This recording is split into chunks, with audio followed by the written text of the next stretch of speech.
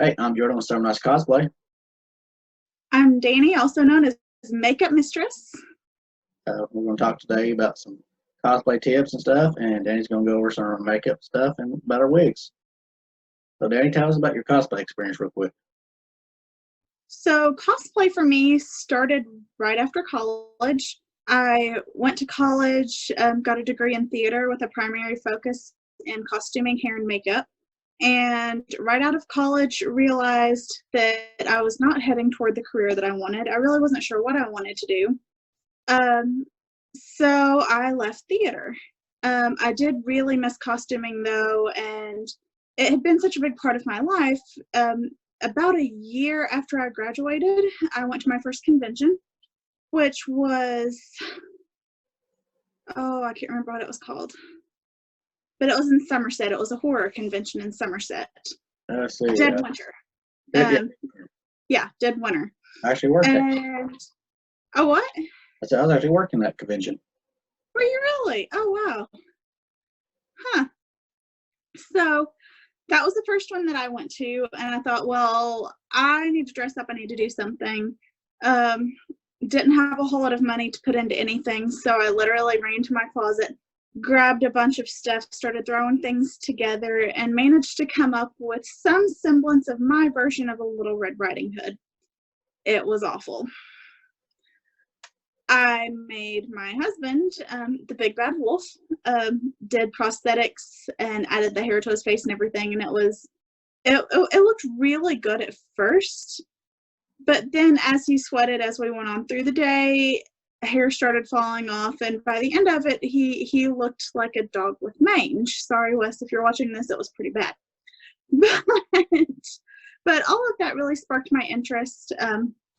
We started going to Scarefest first, and then on to LCTC. We've been all over the place since then. I've made more costumes than I could count. I've bought more costumes than I could count. And it's just been, it's been great. It's such a good outlet for me, especially during a time when I thought that what I did in school would never come back as a career. I didn't know at the time that it actually would, and now it's actually a pretty big part of my career. But yeah, that was the start of it. I'll see if I can find a picture from Dead Winter and we'll post it, and I'll get some really good laughs because it is pretty terrible. Yeah. I was over, my friends had a tattoo booth there, and I was working security for them and their models. Oh, nice. There all weekend. It's also allowed you to meet a lot of good friends, I know, because that's how we met. We met at LTCC. And that's true. I don't even want to say friends. I feel like it's more of a family, honestly. A lot of us are really close. When, I guess it's been about a year and a half ago, I started the Central Kentucky Cosplay Facebook group. Yeah. And one of our friends, Rez, she and I were talking one night, and I said, I've been part of other cosplay groups, and they're absolutely wonderful. They have tons and tons of people and tons of information, but it's a little overwhelming, to be in a group with several thousand people and stuff just ping-ponging back and forth all the time. I said, how would you feel about us having more of a regional group, a group small enough, where if we wanted to get together, we could actually get together and do things. And she was all for it. So I started the group, and I thought, if we could get 15 people, I will be absolutely thrilled if we have 15 people in the Central Kentucky area that want to be a part of this. We can help each other. We can lift each other up. It's just, just a little something to do. And of course, now about a year and a half later, we have just over 200, I believe, 200 members. And it's been pretty great. They've definitely become like family to me. Yeah. And I was glad to be part of the group, but you all helped me do a lot of charity and community events, and Rez has been part of that too, and she's great. Yeah, I know the first event that we did, when we did the March of Dimes walk, yeah. I was kind of afraid because, I didn't really know a whole lot of people yet. That was about a year ago, other than just, getting to know people online. And you don't really know who people are. So when I was asked if we could come out to that event, I was almost a little hesitant at first. I'm like, well, I don't know if people are going to be committed to doing this. But I thought, no, if this is an opportunity for us, I need to at least try.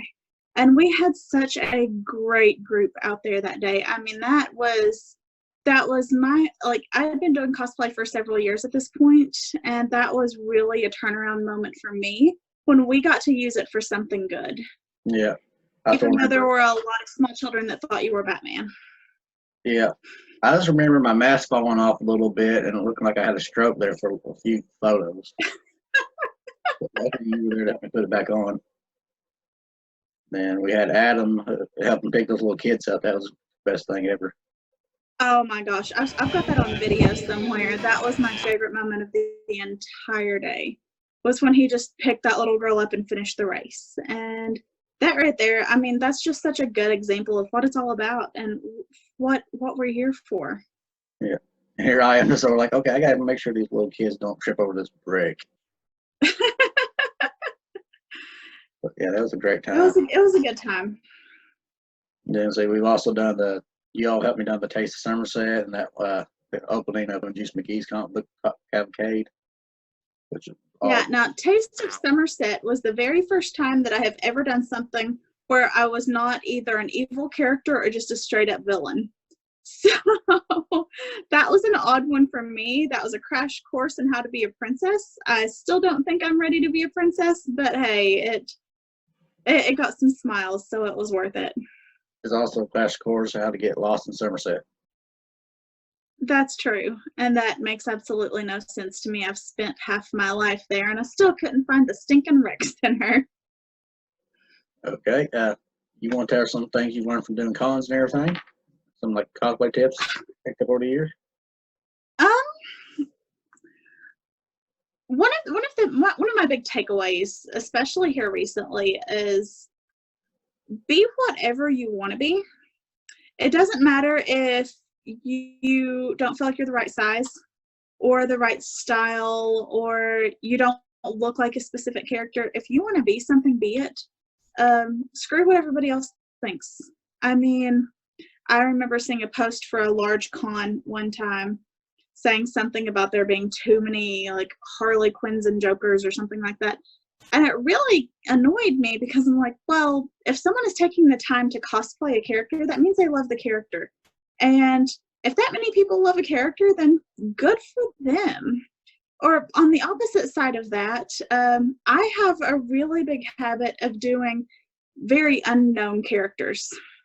So a lot of people walk up to me and be like, hey, that's really us. Who are you? Yeah, I get that a lot, especially with not. Yeah. It's like, they're like, why don't you do Batman? I'd rather be a little bit of a smart aleck than I would be as serious as Batman. Yeah, and I mean, a lot of people typically go with characters that they resonate with. My first big cosplay build was the painted doll from the Devil's Carnival. Most people had absolutely no idea who I was. And that was fine. I mean, a little unnerving sometimes.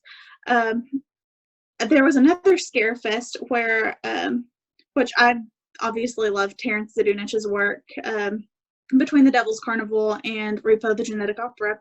I decided to do Repo one year and decided to be one of the mercenaries, one of the security guards, and had the full outfit, the hair, the gun, everything. And I actually had someone argue with me about whether or not I was a SHIELD agent. So, hey, yeah, that's Maria Hill, it gets interesting. What? You gotta be Maria Hill. You gotta be Maria Hill. Well, then I was apparently Maria Hill in fishnets and stripper boots. But, it is what it is. Some person's fantasy, I guess. Yeah. So you want to give us some pointers on how to do makeup and where to start off for beginners and everything? Study your face.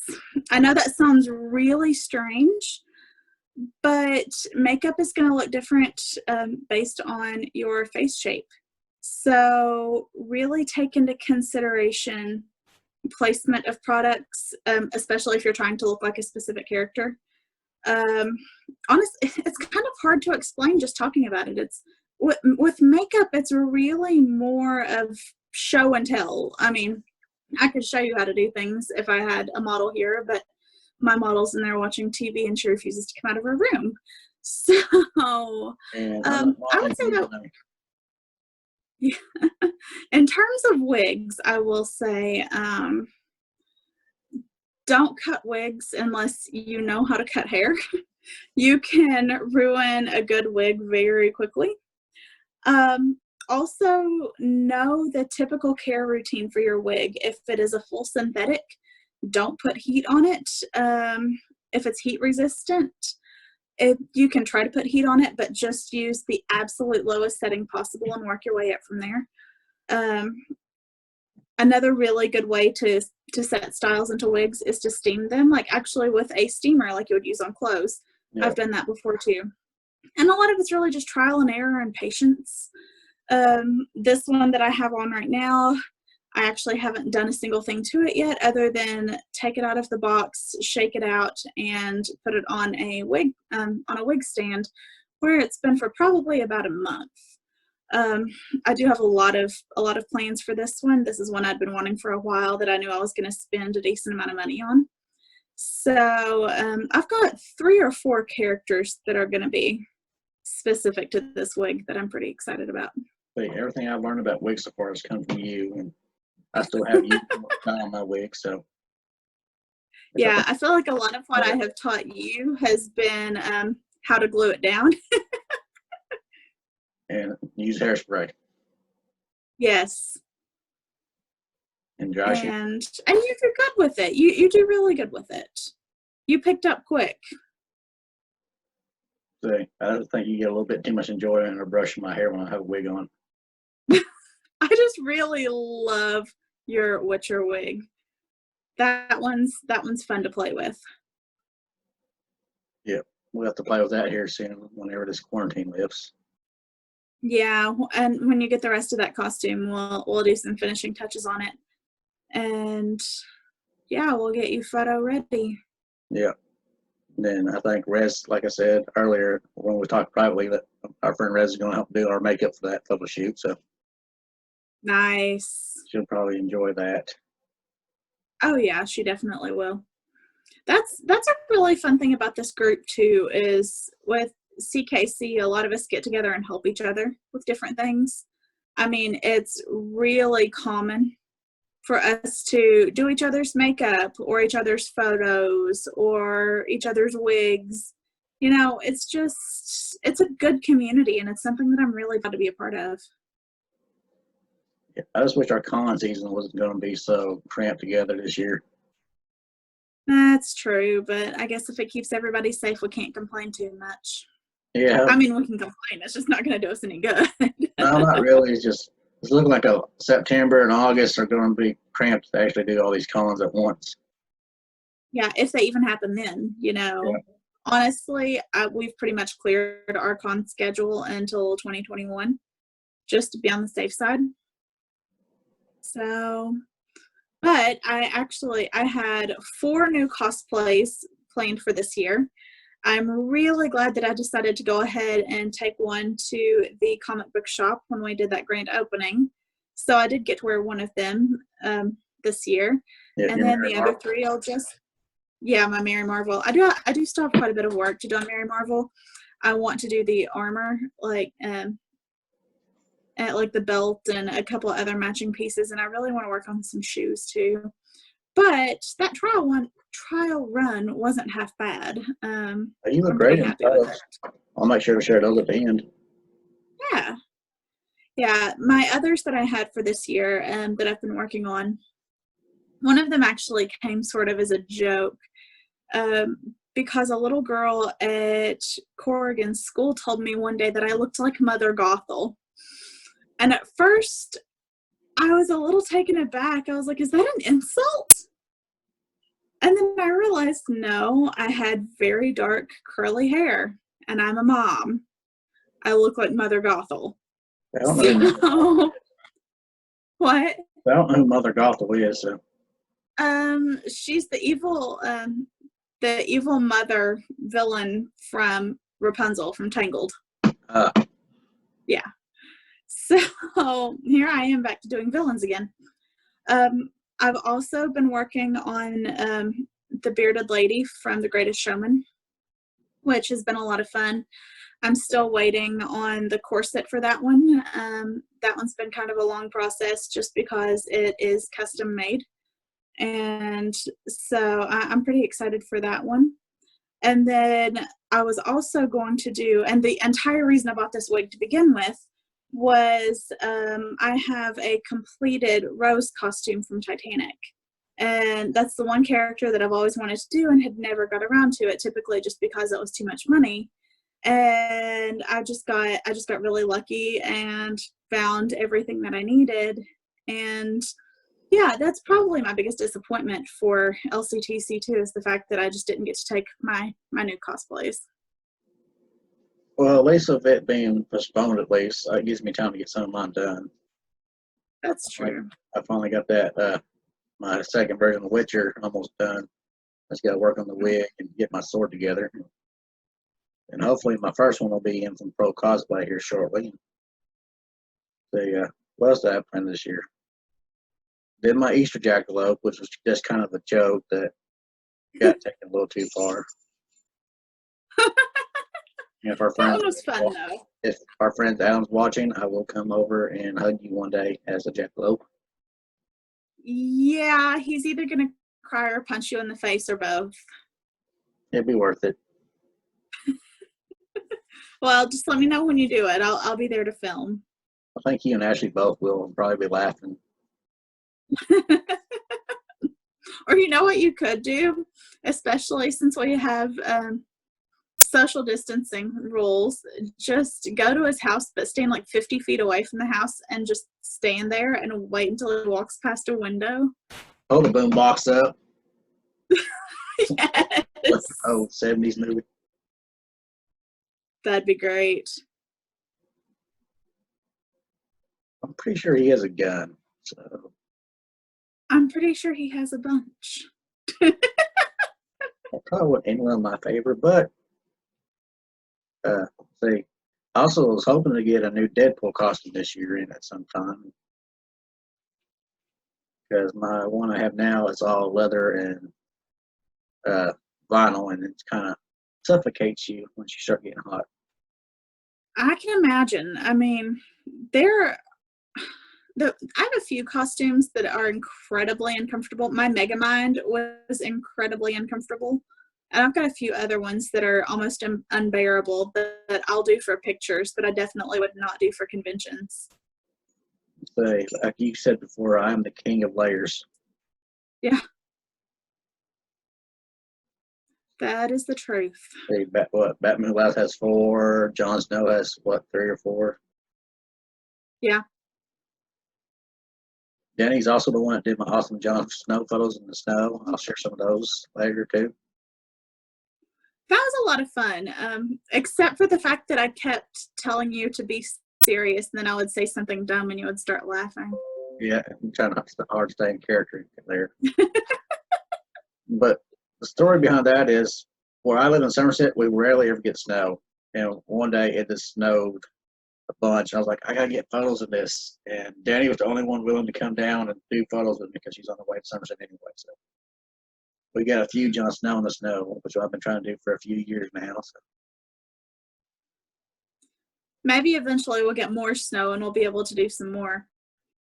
So I want to do Krampus in the snow one day too, but yeah, that'd be a good one. My husky's over here chewing on a bone. I'm amazed she's not going nuts. That's typically her thing, isn't it? Only when I have company over. You know that firsthand. That I do. She loves me. She loves me a lot. And Corgan. And she loves Corgan. And Corrigan loves her. She just doesn't know how to love her. Any other tips you have for new cosplayers getting into the conventions or makeup or starting with first wig or anything? Honestly, if you have an idea, don't be afraid to try it. Don't be afraid to fall flat on your face. That's the only way you're going to learn. Just do it. I mean, if it works, it works. If not, then you've learned something for next time. But just don't be afraid to just find a place and dig in and get started. And if you ever want help or you're just looking for a good cosplay community, look us up, Central Kentucky Cosplay on Facebook, and we would absolutely love to have you. Yeah, it's always good to ask for help. Like I was posting my Geralt from Central Kentucky and asked for pointers. You all and the Orcs have both been great with some tips. And very good advice is always ask for suggestions, and even if you need help putting something together, ask someone, because sometimes you don't know how to send what one of your friends might, and they can either tell you how to do it or probably show you how to do it because you're doing it wrong. That's true. And at this point, honestly, we've got so many people in our group, I would highly doubt there's anything that someone could bring to us that we haven't done before. There's at least some person in the group who has done it or attempted it or found a better way. Or we'll tell you you're out of your damn mind. I don't do that too much. I'm just going to pull up the Boltacoon thing. You're saying it's a mascot and you don't want to be near it. Okay, you kind of got me on that.